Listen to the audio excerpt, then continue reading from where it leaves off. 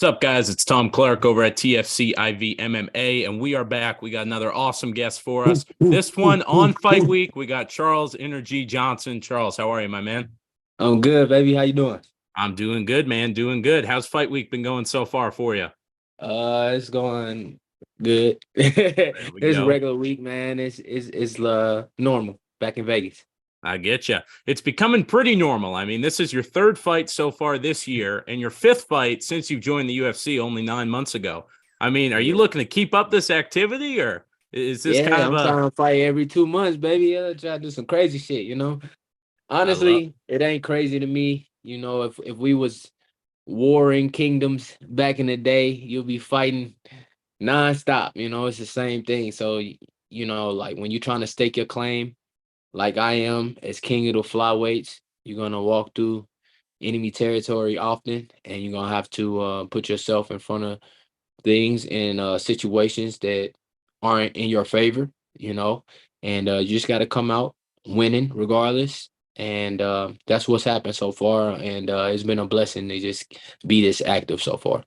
I love it, man. I love it. You said enemy territory. This fight seems a little bit more personal than some of the other ones. I know you and Makayev kind of went at it for a bit, but now it seems like you guys are cool training in Thailand. But you and Cody have been going a lot of back and forth. I remember meeting you at UFC 285 and you had the jacket on. You guys have been Yeah. talking a lot of smack. I mean, where's this rivalry kind of come from? Oh yeah, yeah. There it is. There it is. Yeah. Oh shit. It's just fun, man. Like you rarely get guys in this sport that can speak English for one, and for two that are gonna play that back and forth with you. So for me, it's like I come from a culture of shit talking at the cookout, playing spades. Just going back and forth, football. Whether I was on a football team, whatever sport I was on, it's always people talking. So it's fun for me to have somebody to engage this with. Also as far as like him, I don't know him, he don't know me. So it is what it is. We get out there. The social media aspect of it, it makes it fun for the fans, and make it fun for me. And I feel less um I don't feel so bad when things go a certain way in there. I get you, man. So you took your last fight against O'Day on short notice, and you were doing a lot of training in Thailand before that. Has your camp for this one? It seems like have you been back in the States, or did you go back out to Thailand for this?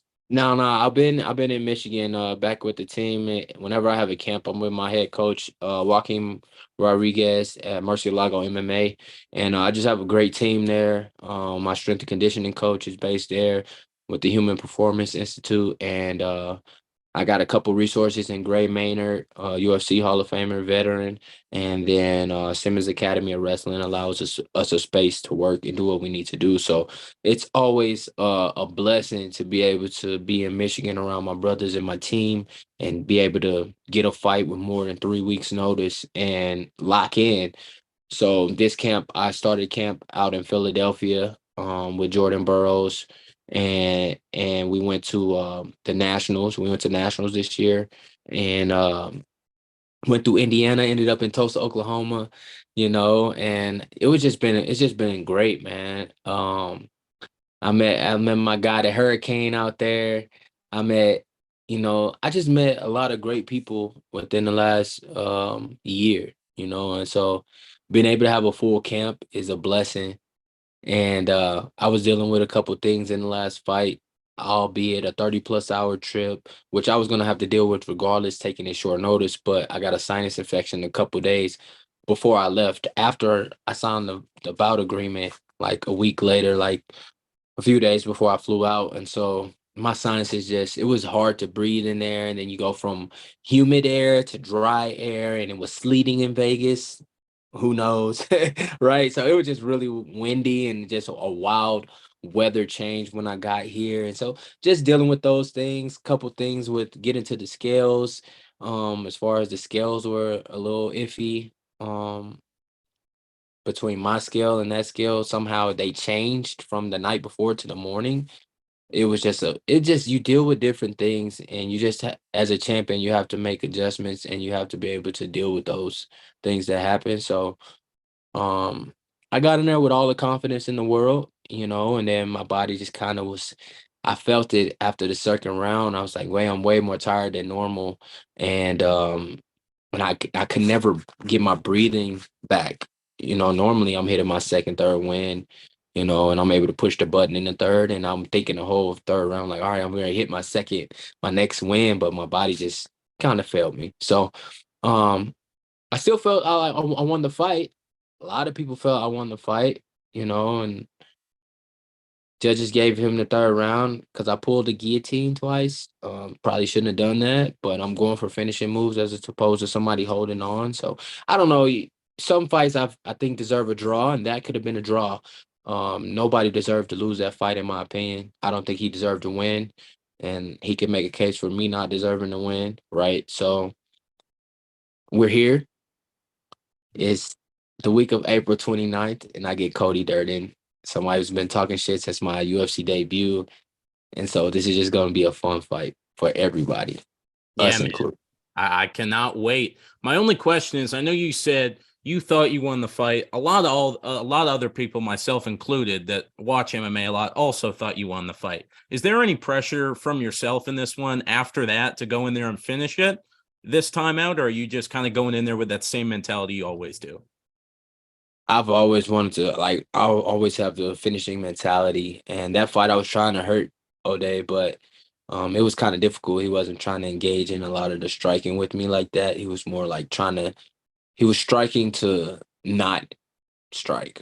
I felt like staying playing away, a lot of things and trying to stay away. So this fight, I don't think I'll have to worry about that. I think Cody's gonna his only means for victory in this he probably feels and how he's been successful is press forward, come forward, put the pressure on people, try to hurt people. That's that's the style he likes to fight in. That's what's worked for him. Um Unluckily for him, I like that style too, and I'm very good at negating it and hurting people when they do that. So I'm excited about it. Um, yeah, man, I just every fight I just feel like it's just an opportunity to show people what level I'm on.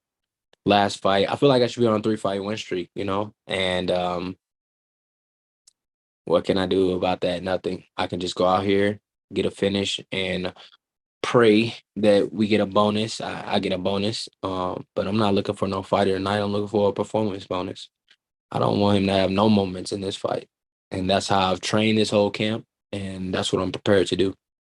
Yeah, man, I get you 100%. And I know I agree you should be on the 3-fight win streak. And if people look at your resume as a whole, I mean, with the exception of that, some of your only other losses are against Brandon Royval, who's probably about to fight for a title, in a fight that you had a lot of dominant moments, and Mokaev, who's kind of been the boogeyman of 125 so far. So, I mean, your only losses are against this kind of elite level competition.